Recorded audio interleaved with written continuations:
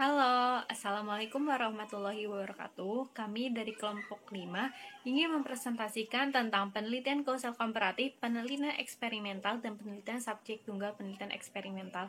Saya, Silmi, sebagai moderator dan juga pemateri pertama, nanti akan dilanjutkan oleh Kia untuk pemateri keduanya, dan juga akan dilanjutkan lagi oleh Solihat untuk pemateri ketiganya. Baik, di sini saya akan menjelaskan tentang causal and comparative research atau penelitian causal and comparative. Yang pertama itu di sini ada definisi. Definisi dari penelitian causal and comparative ini sendiri yaitu penelitian yang diarahkan untuk menyelidiki adanya hubungan sebab akibat yang berdasarkan dari akibat yang telah terjadi atau yang terjadi dan mencari faktor-faktor yang menjadi penyebab dengan menggunakan data yang sudah dikumpulkan. Adapun di sini tujuan dari causal comparative research atau penelitian causal dan komparatif ini sendiri yaitu untuk mengetahui kemungkinan-kemungkinan adanya hubungan sebab akibat yang berdasarkan dari pengamatan terhadap akibat yang terjadi serta mencari kembali faktor-faktor penyebab melalui data tertentu. Nah, untuk yang selanjutnya itu ada karakteristik dari penelitian causal dan komparatif. Yang pertama, causal and comparative research atau penelitian ini bersifat ex post facto yang artinya setelah adanya kejadian yang mana seluruh data yang dikumpulkan ini setelah semua hal-hal ataupun kegiatan yang dipermasalahkan ini terjadi. Nah, yang kedua karakteristiknya itu sendiri yaitu penelitian kausal komparatif tidak dapat dimanipulasi datanya karena memang pada penelitian ini memang sudah benar-benar terjadi atau real.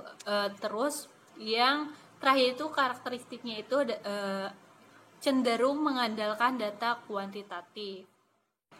Nah, di sini yang selanjutnya itu ada contoh penelitian causal and komparatif. Yang pertama itu contohnya penelitian untuk menentukan ciri-ciri guru yang efektif. Misalnya gini, ada peneliti yang ingin menentukan ciri guru yang efektif.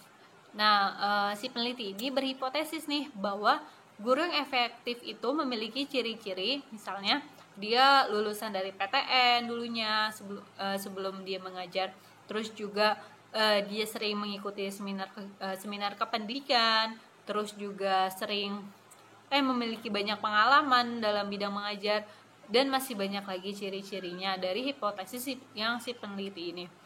Terus dari mana? Terus dapatlah pertanyaan, dari mana sih peneliti ini bisa mendapatkan data ini?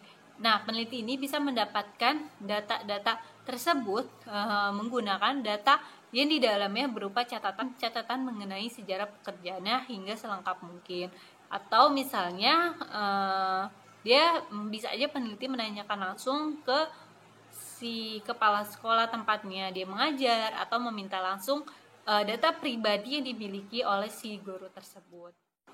Untuk contoh penelitian kausal dan komparatif yang kedua ini sendiri yaitu perbedaan umur dan waktu masuk sekolah yang berkaitan dengan mencari pola perilaku dan juga hasil belajar pada anak.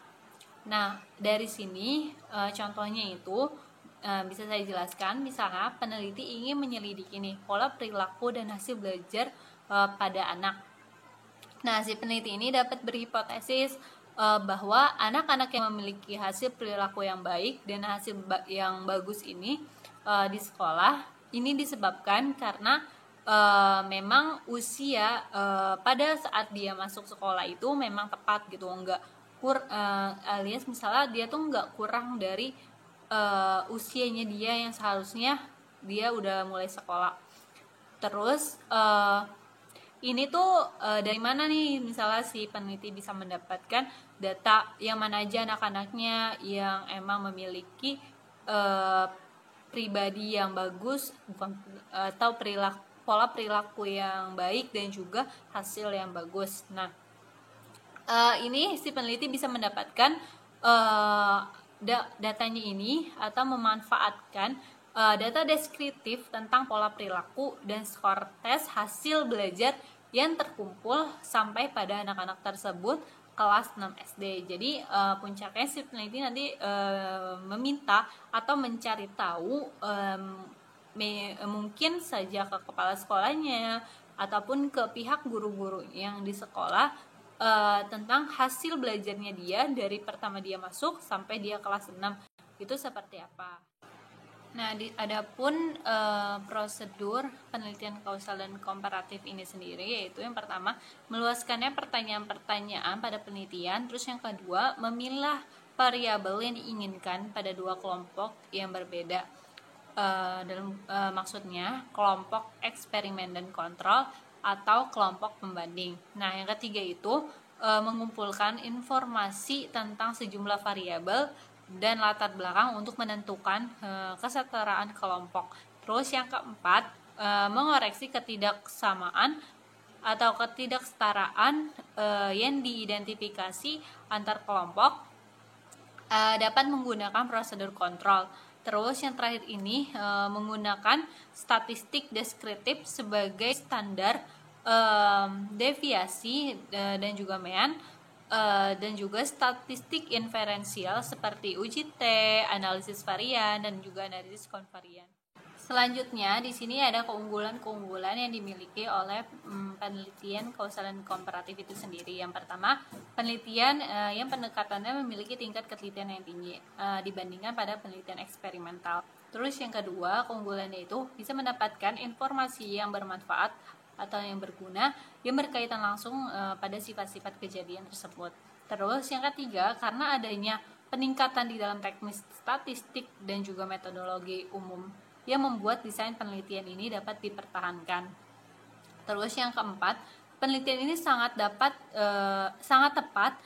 ketika pada hubungan sebab dan juga akibat terjadi ini sedang dieksplorasi. Terus yang terakhir itu, metode ini juga dapat memberikan petunjuk ataupun arahan dan juga dapat menyajikannya hipotesis yang bermanfaat dan juga setelah itu dapat diuji lagi dengan teliti menggunakan metode eksperimental. Nah, sebelumnya saya sudah menjelaskan tentang keunggulannya dari penelitian ini. Adapun di sini kelemahan dari penelitian ini sendiri, yaitu yang pertama, pada saat ada masalah, peneliti ini akan kurangnya kontrol untuk memanipulasi. Jadi sehingga di sini peneliti harus benar-benar real atas data yang ditemukan di lapangan. Terus yang kedua ini, orang-orang tidak bisa mengetahui secara pasti apakah data dari faktor penyebab yang telah dimasukkan itu sudah dimasukkan atau belum. Terus yang ketiga ini, biasanya tidak adanya faktor tunggal yang terjadi pada permasalahan-permasalahan dalam metode penelitian ini. Terus yang keempat, pada hasil tertentu pada metode penelitian ini terkadang biasanya dihasilkan dari beberapa penyebab di berbagai kesempatan atau keadaan. Jadi dari penelitian ini biasanya ditemukan penyebabnya ini bukan hanya dari satu kegiatan saja atau satu kesempatan saja, tapi dari beberapa kesempatan atau keadaan yang bisa dijadikan itu sebagai penyebab dalam penelitian ini. Terus yang kelima ini, saat ditemukannya suatu hubungan di salah satu itulah waktu yang tepat untuk memutuskan penyebab yang mempengaruhi suatu permasalahan. Terus yang keenam, pada saat klarifikasi bisa menjadi kelompok pembagian yang bisa bermasalah. Terus yang ketujuh itu sendiri, takaran pada sampel penelitian bisa menyusut secara murni dengan seiringnya waktu. Terus yang terakhir itu tidak adanya kesempatan untuk pembatalan dan juga konfirmasi dalam metode penelitian. Nah, untuk yang selanjutnya juga di sini ada proses penelitian kausal dan komparatif. Yang pertama itu ada desain dan prosedur. Desain kausal komparatif pada dasarnya ini melibatkan adanya pemilihan dua kelompok yang berbeda pada beberapa variabel minat serta juga membandingkannya dengan beberapa variabel yang dependen. Terus yang kedua juga di sini ada prosedur kontrol. Adapun di sini prosedur kontrol sendiri dibagi menjadi tiga. Yang pertama atau yang A ini adanya pencocokan atau penyamaan. Terus yang kedua atau yang B ini membandingkan kelompok atau studi kelompok yang homogen. Terus yang C di sini ada analisis konvarian. Nah, baik, di sini saya akan menjelaskan lebih dalam lagi tentang pencocokan ataupun adanya pencocokan ataupun penyamaan. Nah, pencocokan ataupun penyamaan ini sendiri untuk menyamakan kelompok pada satu ataupun lebih variabel.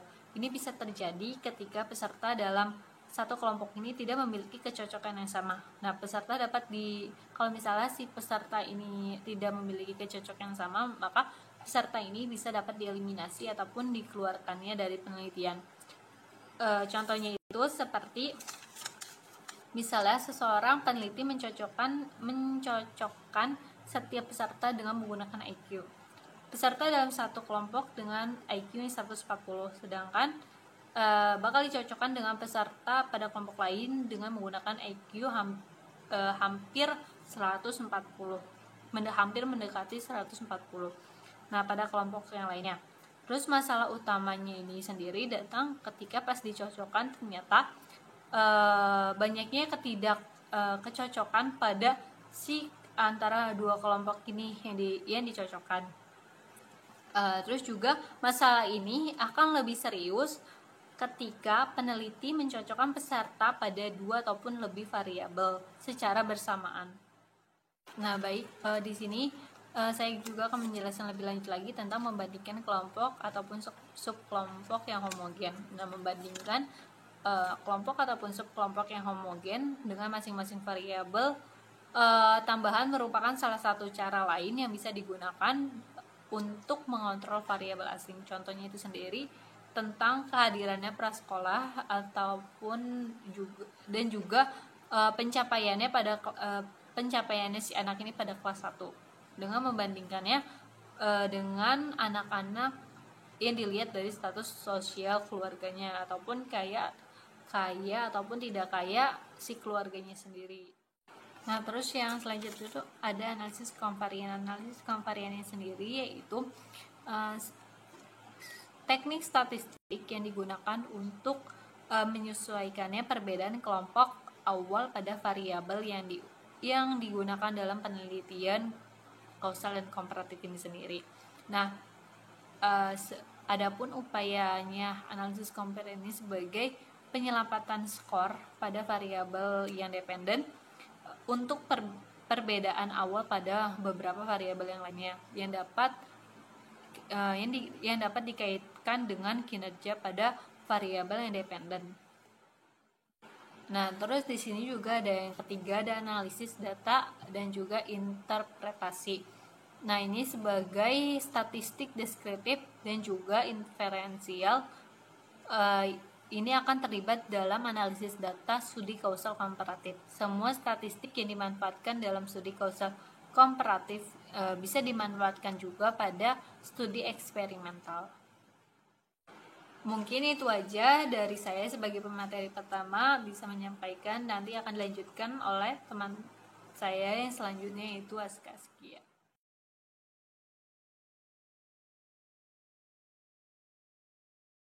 Warahmatullahi wabarakatuh. Saya Aska Askia. Saya di sini akan menjelaskan tentang penelitian eksperimental. Penelitian eksperimental adalah satu-satunya metode penelitian yang bisa digunakan untuk menguji hipotesis untuk menentukan sebab akibat. Nah, penelitian eksperimental juga dianggap sebagai metode peneliti yang paling terstruktur dari semua jenis metode penelitian. Jika penelitian dengan metode ini dilakukan dengan sesuai dengan cara dan terstruktur dengan baik, akan menghasilkan bukti-bukti yang meyakinkan tentang variabel yang satu dengan yang lainnya atau sebab akibat. Penelitian eksperimen merupakan kegiatan yang dilakukan oleh peneliti dengan tujuan untuk mendapatkan serta membuktikan bukti-bukti yang berhubungan dengan hipotesis. Nah, yang selanjutnya itu ada ciri-ciri penelitian eksperimental. Yang pertama ialah pengendalian kontrol. Pengendalian merupakan inti dari metode eksperimen. Tujuan dalam pengendalian ini ialah untuk bisa mengatur situasi yang bisa mempengaruhi variabel yang diselidiki. Pengendalian atau kontrol merupakan istilah yang dipakai untuk melihat cara-cara yang digunakan peneliti agar bisa menghilangkan pengaruh yang berbeda pada variabel-variabel yang tidak ada hubungan dengan penelitian.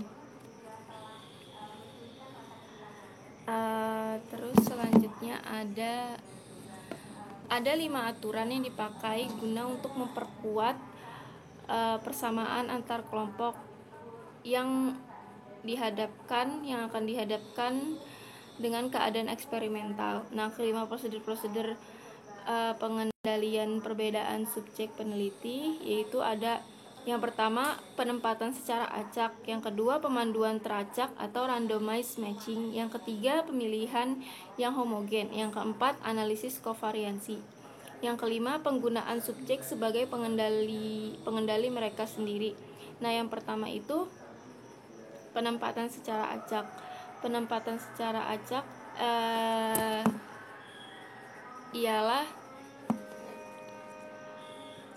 ada banyak yang dilakukan peneliti untuk meneliti subjek penelitian yang berbeda-beda, bisa dengan menempatkan kelompok-kelompok subjek secara acak yang disebut randomized group. Nah, yang kedua, pemadanan teracak atau randomized matching, yaitu prosedur kedua yang menempatkan subjek ke dalam kelompok. Jadi subjek yang dianggap dapat mempengaruhi variabel terikat lalu dipemadankan menggunakan prosedur acak. Ada beberapa kesulitannya, yaitu pertama, menentukan variabel yang akan digunakan untuk dipadankan. Contohnya tuh kayak IQ, status sosial, ekonomi, dan lain-lain. Terus ada beberapa prosedur yang harus diperhatikan dalam menentukan prosedur pemandanan, yaitu prosedur yang pertama, prosedur pribadi ke pribadi, merupakan metode yang biasanya dipakai di prosedur ini. Di prosedur ini peneliti mencari dua orang subjek yang skor atau nilainya beda seperti hasil IQ. Yang B-nya itu ada prosedur yang kadang dipakai beberapa peneliti, ialah untuk memadankan kelompok. Metode ini digunakan di sekolah-sekolahan yang biasanya cara penelitiannya menggunakan kelompok-kelompok yang telah terbentuk sebelumnya. Contohnya kayak skor membaca antar kelompok, skor tes kecerdasan, dan skor prates beberapa kelompok. Metode pemadanan yang ketiga ialah pemadanan semua objek menurut urutan skor yang mereka dapat dalam variabel yang telah dipadankan. Lalu yang ketiga itu ada pemilihan yang homogen. Sampel yang dipilih sebisa mungkin mirip atau sama pada variabel tersebut. Metode lain yang bisa dipakai dalam pembuatan kelompok di variabel luar. Namun pemilihan homogen merupakan cara yang tepat dalam pengendalian variabel luar. Nah, tapi pemilihan yang homogen ada kelemahannya juga, yaitu kurang luasnya jangkauan yang merupakan hasil studi. Yang keempat, analisis kovarian. Analisis kovarian merupakan metode yang digunakan untuk menganalisis perbedaan-perbedaan variabel terikat antara kelompok eksperimen. Setelah itu dihitung setiap perbedaan ukuran variabelnya yang telah ada sebelumnya. Yang kelima, ada penggunaan subjek pengendalian. Nah, prosedur yang memposisikan subjek ke kondisi eksperimental, pertama-tama hanya satu kondisi perlakuan eksperimental, lalu ke semua kondisi eksperimental lainnya. Metode ini merupakan metode pengendalian yang efektif jika dilakukan, namun ada beberapa keadaan yang bisa membuat metode ini tidak bisa digunakan. Yang selanjutnya ada mengendalikan perbedaan situasional.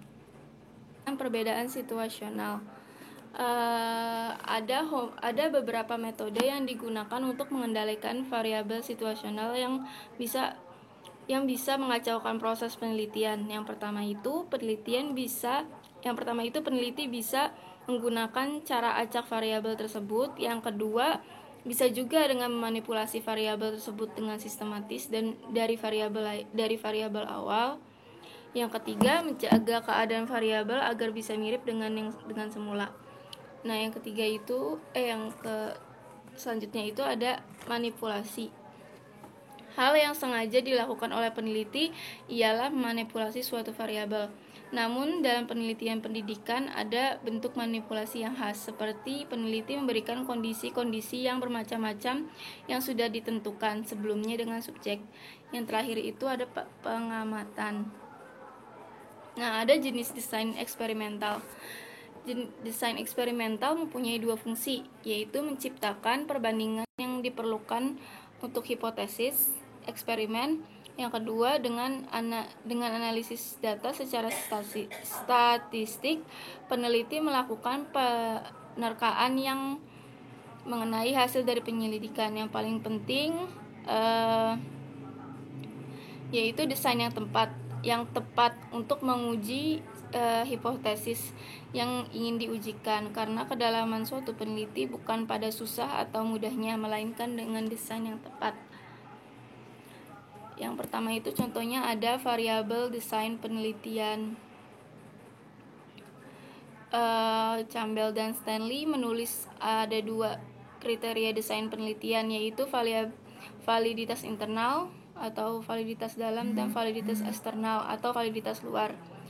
Yang pertama ada validitas internal. Validitas internal itu menurut Campbell dan Stanley ialah mengemukakan 8 variabel luar yang bisa menimbulkan kegagalan atau salah pengertian, yaitu yang pertama sejarah. Semakin lamanya penelitian, maka akan semakin mengancam kevaliditan dan penelitian dikarenakan sejarah yang menggunakan variabel. Yang kedua itu yang B, pematangan. Terjadinya perubahan terhadap fisik, intelektual, serta bertambahnya usia pada subjek atau peserta peneliti juga menjadi hambatan. Terjadinya perubahan terhadap fisik, intelektual, serta bertambahnya usia pada subjek peserta penelitian juga menjadi hambatan atau ancaman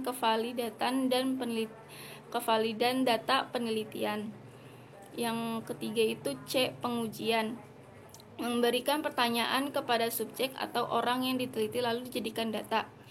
Selanjutnya itu ada pemberian post-test. Pemberian pertanyaan yang ditanyakan kepada subjek atau peserta penelitian lalu dijadikan post-test. Selanjutnya ada alat pengukur.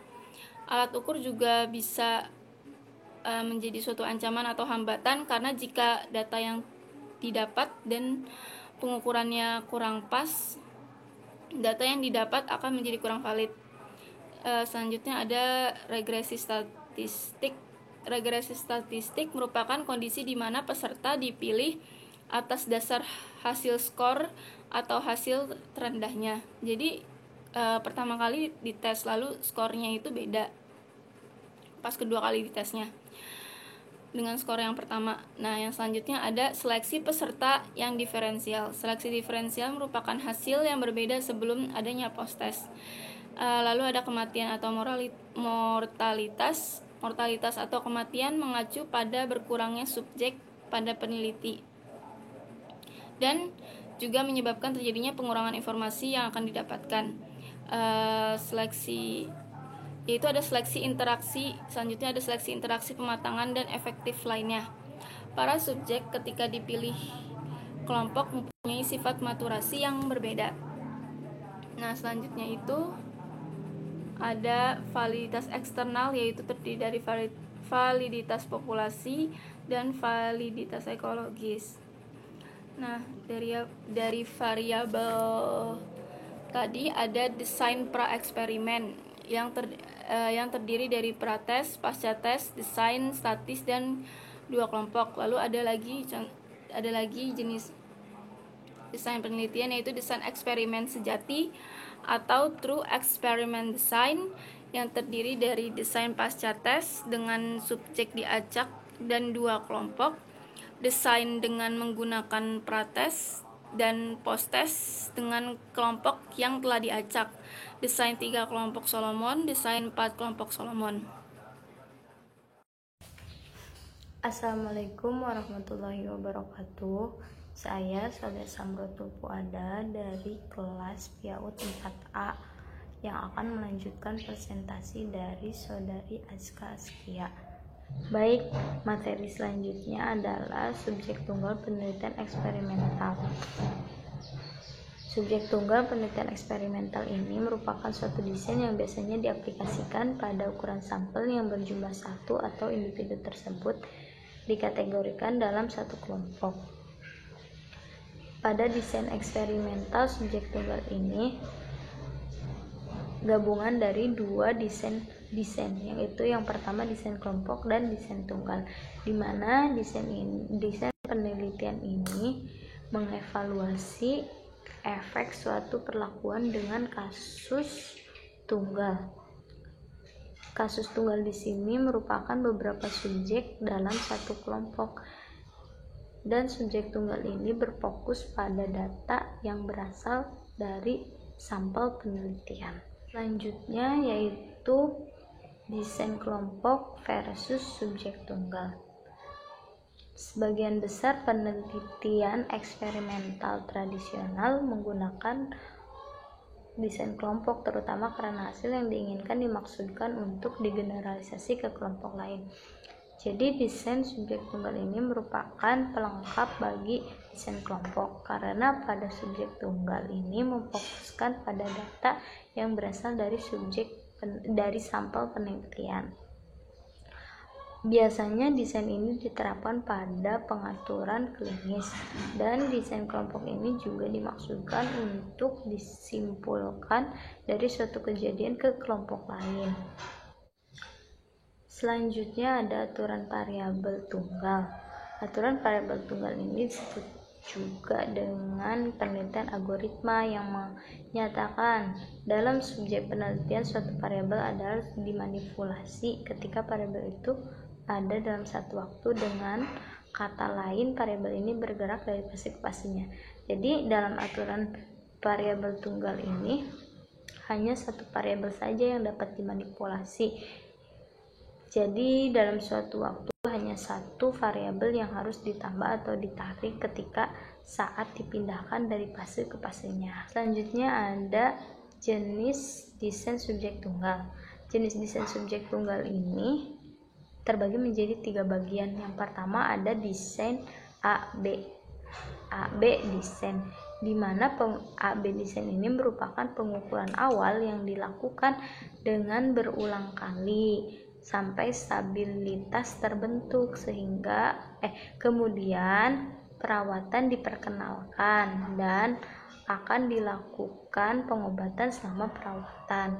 Yang kedua ada ABA desain. ABA desain ini melibatkan fase perawatan yang dilambangkan dengan abjad B dan fase penarikan yang dilambangkan dengan abjad A. Maka berakhirlah pada subjek yang menerima penarikan karena diakhiri dengan abjad A. Yang ketiga ada desain AB desain. Pada desain ini menambahkan fase perawatan kedua, dan efeknya hasil dari variabel-variabel asing sangat berkurang, dan fase perawatan kedua ini melibatkan pengukuran baseline dilakukan sampai stabil.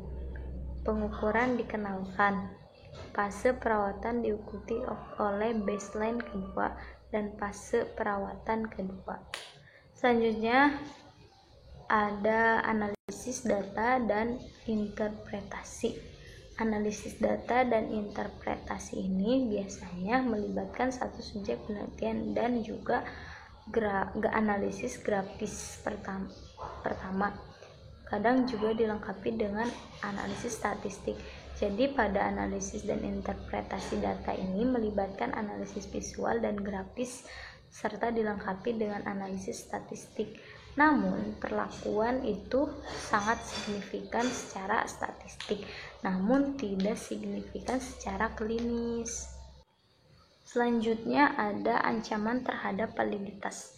Ancaman terhadap validitas ini terbagi menjadi 2, Yang pertama ada validitas eksternal dan validitas internal.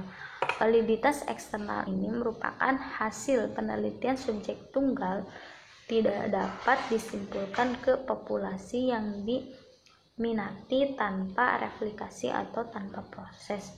Yang kedua ada validitas internal. Validitas internal ini merupakan hasil penelitian yang cukup baik karena jika kontrol tepat dilakukan dengan penerapan desain subjek tunggal. Jadi pada validitas internal ini kontrol yang dilakukan harus tepat penerapannya pada subjek tunggal. Dalam validitas internal ini ada beberapa aspek yang harus dikontrol. Di antaranya yang pertama ada pengukuran ulang dan dapat dipercaya.